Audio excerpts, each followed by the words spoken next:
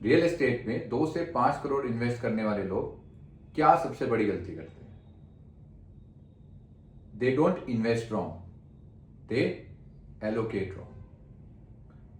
एक ही शहर, एक ही प्रॉपर्टी, एक ही डिसीजन, और उसे बोलते हैं portfolio. And that's one of the costliest mistake in real estate. Welcome to real estate with Siddhant. Here we don't sell property, we decode capital allocation.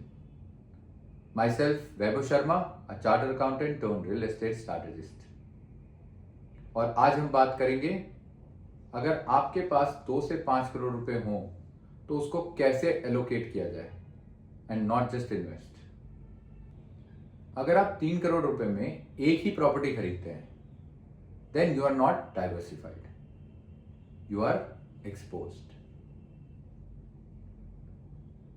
एक ही मार्केट, एक ही साइकिल और एक ही रिस्क। जब साइकिल टर्न होता है तो ये पोर्टफोलियो नहीं, प्रॉब्लम बन जाती है। Most people think if I buy 3 properties I am diversified. Wrong. अगर आपने सेम एसेट टाइप में और सेम शहर में प्रॉपर्टी खरीदी है, then you are expose to the same risk. That's not diversification. That's repetition disguised as strategy. Real estate में smart investing का मतलब है एलोकेशन। 3 चीजें समझनी जरूरी है। सबसे पहली, geography. If you compare India and Dubai, it's just not 2 different countries, it's currency diversification. दोनों मार्केट्स की लिक्विडिटी अलग है, पॉलिसीज दोनों की काफी डिफरेंट है। Now let's look at some numbers. India में रेजिडेंशियल प्रॉपर्टी की आरओआई आती है 2 से 3%, और appreciation is dependent on the location.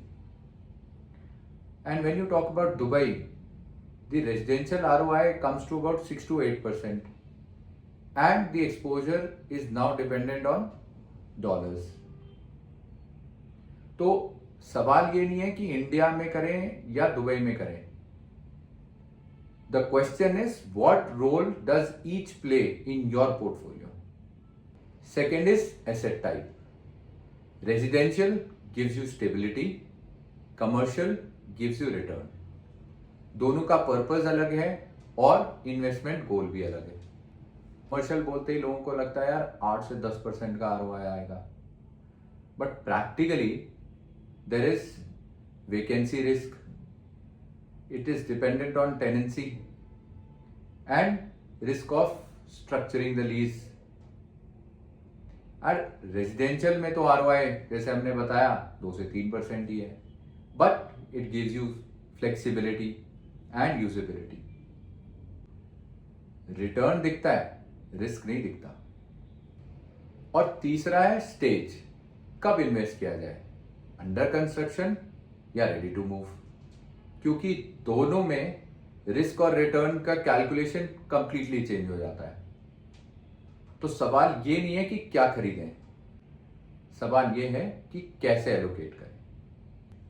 Let's make this practical. अगर आपके पास 3 करोड़ है तो आप क्या करोगे? एक अप्रोच तो सिंपल है यार, एक प्रॉपर्टी खरीदो। ओके, लोग कहते हैं ना भाई, लो तो अच्छी चीज लो और फिर वेट करो। दूसरा अप्रोच है एलोकेशन। 1.5 करोड़ इन्वेस्ट किया इंडिया में एक रेजिडेंशियल प्रॉपर्टी में, which gives you stability. 1 crore invest किया दुबई में, which gives you currency diversification and better returns. तीसरा, 50 लाख रुपए आपने लगाए एक कमर्शियल प्रॉपर्टी में, which will help you in cash flows. ये है पोर्टफोलियो। पहला वाला सिर्फ कॉन्सेंट्रेशन था। If your income is unstable and liquidity is low, then don't think about diversification. पहले अपना फाउंडेशन स्ट्रॉन्ग करो। रियल एस्टेट में इन्वेस्टमेंट की प्रॉब्लम नहीं होती, प्रॉब्लम होती है एलोकेशन की। और जब कॉन्सेंट्रेशन को आप डाइवर्सिफिकेशन समझ लें तो वेल्थ बिल्ड नहीं होती, सिर्फ रिस्क बिल्ड होता है। स्मार्ट इन्वेस्टर्स प्रॉपर्टी नहीं खरीदते, दे एलोकेट देयर फंड्स, और यही डिफरेंस होता है इन्वेस्टमेंट में और स्ट्रैटेजी में। So before you by your next property, ये मत पूछो क्या खरीदना है, पूछो कैसे एलोकेट करना है।